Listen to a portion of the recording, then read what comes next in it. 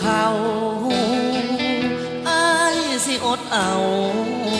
เมื่อยามคิดฮอดทุนหัวมาตอนนี้อ้ายเหลือแต่ตัวเงินเลี้ยงทุนหัวก็พอขาดเขิน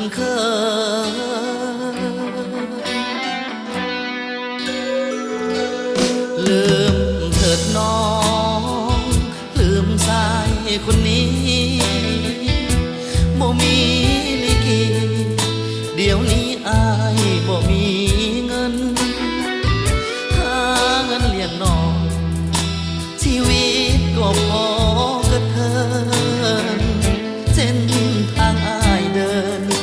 มีอุปสรรคขวางทางไปเถิดน้องอย่าห่วงอายเลยไปเถิดเส้นทางสายไม่รอนานเอาความหักแท้ทิ้งลงในข้างทางอายอยากให้นางเลือกทางสายไม่ที่ดีไปเถิดน้องไปอยู่กับเขา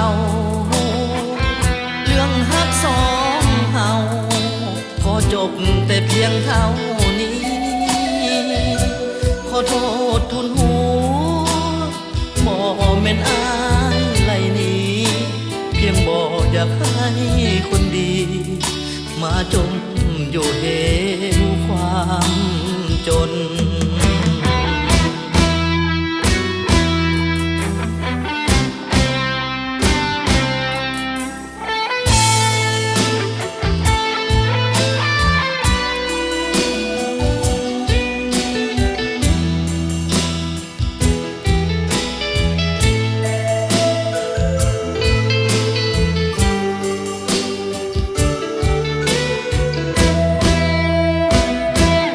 ไป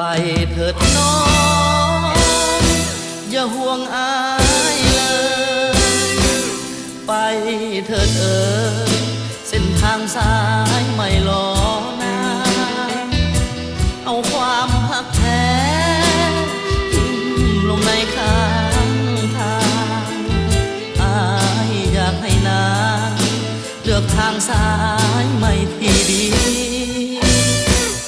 ไปเถิดน้องไปอยู่กับเขาเรื่องฮักสองเฮาขอจบแต่เพียงเท่านี้ขอโทษทุนหัวบ่แม่นอายไหลนี้เพียงบ่อยากให้คนดีมาจมอยู่เหวความจน